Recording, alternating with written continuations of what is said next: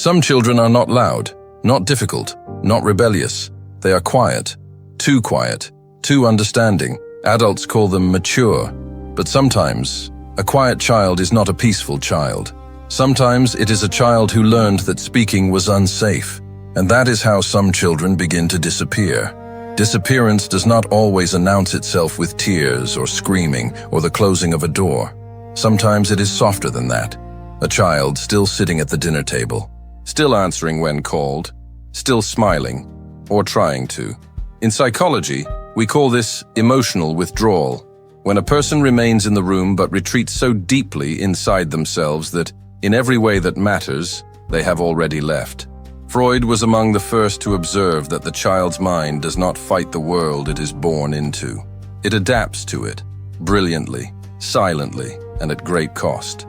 And some worlds, some homes, some families, some childhoods, ask children to grow up before they have ever had the chance to simply exist. This video is about those children, and perhaps about the ones still living inside you. Before a child learns to read, before they understand numbers or seasons or why the sky changes color, they learn something far more essential. They learn how to read the people around them, the tone of a voice before the words arrive, the weight of footsteps down a hallway, the particular silence that means the air is dangerous, the expression that means, not now, not today, not you. This is not a skill they chose to develop. It is a survival response, as old and as honest as any instinct. When a child's environment is unpredictable, when love is conditional, when moods shift without warning, when the adults in the room are themselves lost, the child's nervous system makes a calculation, a quiet one, a permanent one. Silence becomes safety, obedience becomes protection, invisibility becomes the only form of peace available. They do not choose this, they simply learn it, the way we all learn the things that keep us alive. And here is the cruelty of it. The more successfully they adapt, the more the people around them fail to notice what is happening. Because a quiet child does not look like a child in pain. A quiet child looks like a good child. The child is praised. And something inside begins to shrink. Such a good child. So mature for their age. Never any trouble. These words were meant as compliments. And the child received them that way, because they had no other frame of reference. They did not know that what was being praised was not their character. It was their wound. The psychologist D.W. Winnicott introduced the concept of the false self, a protective identity the child constructs in response to an environment that cannot tolerate their authentic expression. The false self is polite, compliant, easy. It is also hollow. What looks like maturity is often self-erasure. What looks like peace is often exhaustion. What looks like a well-adjusted child is often a child who has stopped expecting to be met. Think about this for a moment. A child who is truly calm does not need to be careful. They do not scan the room when they enter. They do not choose their words before they speak. They do not hold their breath waiting for the mood to shift. A truly calm child is free. A careful child is managing. And there is a world of difference between those two things, even if from the outside they look exactly the same. Careful children are rarely free. They are surviving, beautifully, invisibly, and entirely alone. Childhood was never meant to be a performance. It was meant to be loud, messy, inconvenient, full of needs that seem unreasonable and emotions that do not fit neatly inside adult schedules. A child who is allowed to be a child will cry when they are hurt, demand when they want something, play in ways that make no logical sense, and love without calculating the cost. That is not immaturity, that is health. But some children learn early that their full expression, their noise, their needs, their enormous feelings, is too much for the room they were born into, and so they make themselves smaller, quieter, more manageable. They trade their childhood for their safety. They do not know they are making this trade, of course.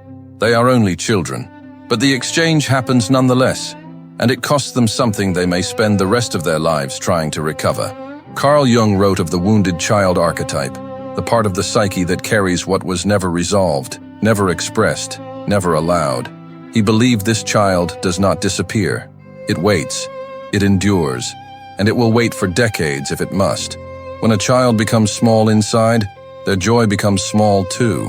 not because they are incapable of joy, but because joy requires a kind of freedom they have learned not to trust. The child is still there, waiting, patiently, impossibly, to be heard. Years pass. The quiet child grows up. They become capable, reliable, the person everyone calls in a crisis. They carry responsibilities that others avoid. They are independent, fiercely so, because asking for help once felt dangerous, and they have not forgotten. The world looks at them and sees strength, and they are strong. That part is not an illusion, but underneath the competence, something is tired. They find it difficult, sometimes nearly impossible, to ask for what they need, not because they don't know what they need, but because needing something still feels like an imposition, because once their needs were inconvenient, because once expressing a need meant something was taken from them, attention, approval, the fragile piece of the room. So they became experts at not needing, at handling everything alone, at being the person who is always fine. They apologize when they ask for help. They over-explain their feelings, as if their emotions require justification.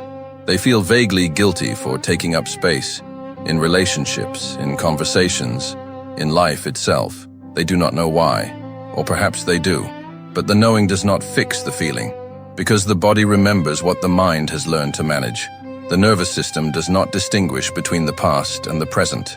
When someone raises their voice, when a door closes too hard, when there is tension in a room, something old activates, something small, something that learned long ago to be very, very careful. The world sees strength. The soul remembers silence.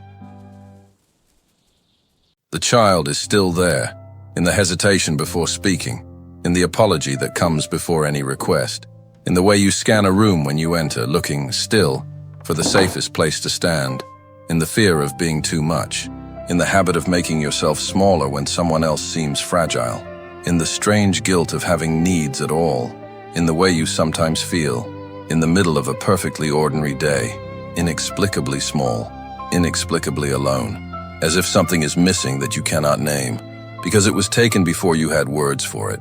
Some children were not raised.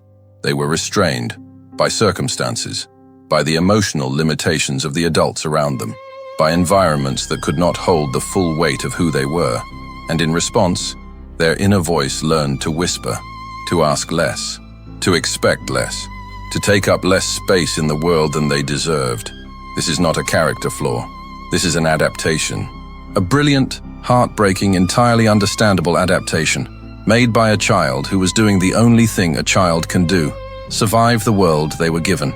But adaptations that saved us in childhood can imprison us in adulthood. And the first step out of that prison is simply this: recognizing that the child still inside you was not too much. The room was too small. Perhaps growing up is not, as we were taught, about becoming strong, about needing less, about managing more. Perhaps growing up, truly growing, is about learning to hear the voice that went quiet, to make space for the child who was never given enough of it, to look inward with the patience and gentleness you deserve to receive from others and did not always get, not to fix the past. The past is not something that can be fixed, but it can be understood. An understanding, honest, compassionate, unflinching understanding, is where healing begins. Some children do not disappear forever. They become very quiet, yes. They learn to wait, but they do not give up. They are waiting to be found, not by someone else, by you. Within you, right now, the child is still there, still waiting, still hoping that someday, someone will create a room large enough for everything they are.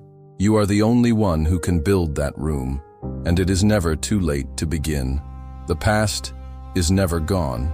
It only lives quietly inside the present.